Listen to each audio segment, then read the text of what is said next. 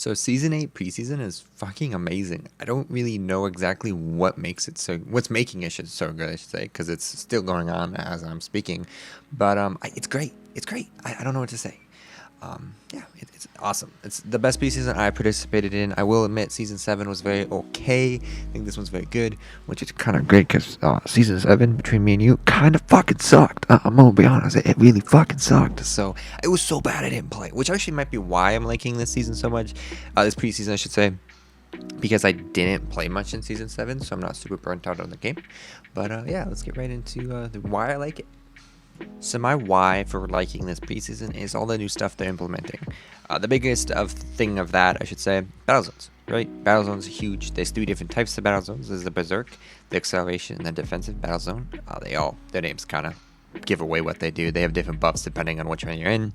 In a battle zone, you can die, but if you've never won a battle zone. So if it's the second battle zone and you won the first battle zone, be careful, because if you die in the second battle zone, after winning, you'll perma-die. But if you haven't won battle zone, or if it's your first battle zone, you can die and respawn, which I think is really good. It allows more fighting, it allows more skirmishing, it allows me not literally farming for 10 minutes and then dying, just getting one shot by a dumb character. Another thing to take into consideration with the battle zones is now there's 2 timers. While you're in a battle zone, you have a separate timer from like if you just going into the red. So pay attention to that. You can kind of delay your death in a battle zone by killing the drone and picking up the stims. So they also added mythic items. I'm going to be really quick with this. I haven't really used mythic items that much, but there's mythic items in the game. The way you get them is you win a battle zone. Depending on what battle zone you win, changes what mythic items you can get. And if you don't want a mythic item, you can get a rare material. The next thing, which I actually think is huge, I think it's a huge game changer, is now there's 2 meteors. This is great because it makes it so there's not a million people at each meteor. It also makes it so there's more gold items in the game, which I think is great.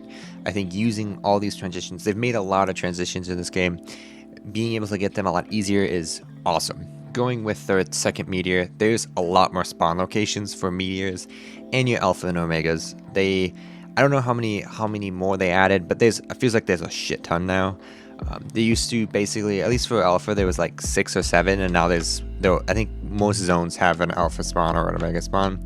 And every zone has like a bunch of meteor. They don't only spawn in one spot, which I think is great. It allows there to be more variation in fights around meteors and fights for alpha and omega. So I really like that. I think it is a great addition to the game.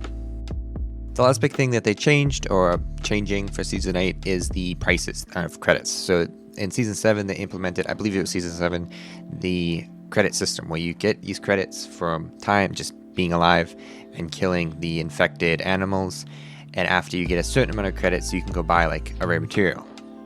They've changed how the credits work. Now no matter if the animal is infected or not, you automatically get credits, but if they're infected you obviously get more credits, and they have increased the prices.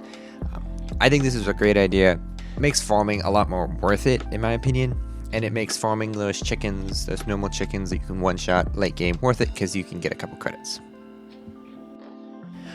So that's all the things that are in my notes for stuff being implemented this preseason. Pretty simple, pretty good. I think they're decent things, but who cares about that? The important part is who have I been grinding and who do I plan on grinding this season? And that is Marcus. So you might be thinking to yourself, why the fuck is Joss playing Marcus? And that's pretty simple. I like his design.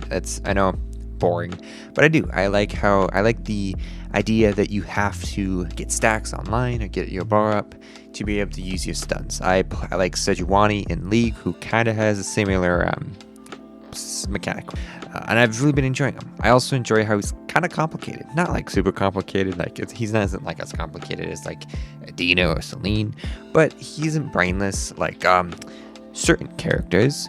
You know who I'm talking about, right? But yeah, I like how he is kind of complicated. You actually gotta think when you play him. You can Ooga Booga, but it only gets you so far. So going with my challenge that I started last video, I'm trying to get a win on every character. There is kind of gonna take a backseat to other stuff because I'm really bad at the game and I gotta get better before I can really attack it head on. So I'm gonna be doing it pretty slow for a while. But I gotta win. He's the win, obviously. It's a replay because I was not recording because I did not think I was gonna win this game. Quick edit, while I was recording gameplay for this video, I ended up winning while recording, so I have 2 wins to show you.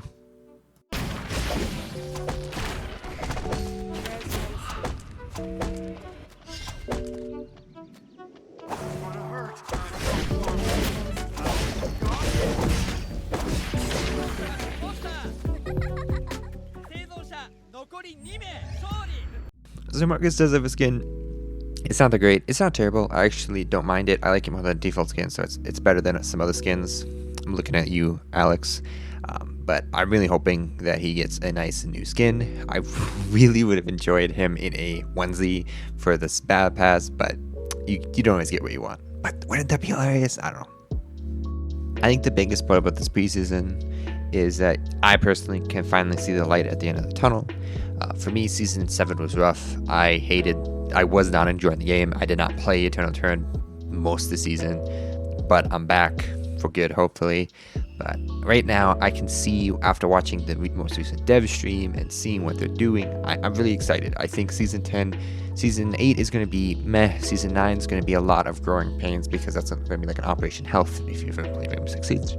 But I'm really excited. I think after this, there's going to be a small rough patch. But going into Season 10, I think it's going to be a perfect game. I already think it's a great game. I think perfect might be a little overselling it, but I think it's going to be pretty great, and I am very excited to see it in a couple months. Thank you guys for watching this video.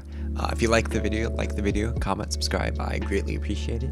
I'm really excited for Eternal Turn's future. I think it is a great game at the moment, and I think it's going to become an even better game in the future. It definitely still has some rest spots though, so it definitely needs the future, right? It needs some more time to grow. But I'm excited. I'm going to continue to make content on it, unless if the game totally dies, which I'm really hoping it doesn't. But yeah, thank you guys again for watching this video, and peace.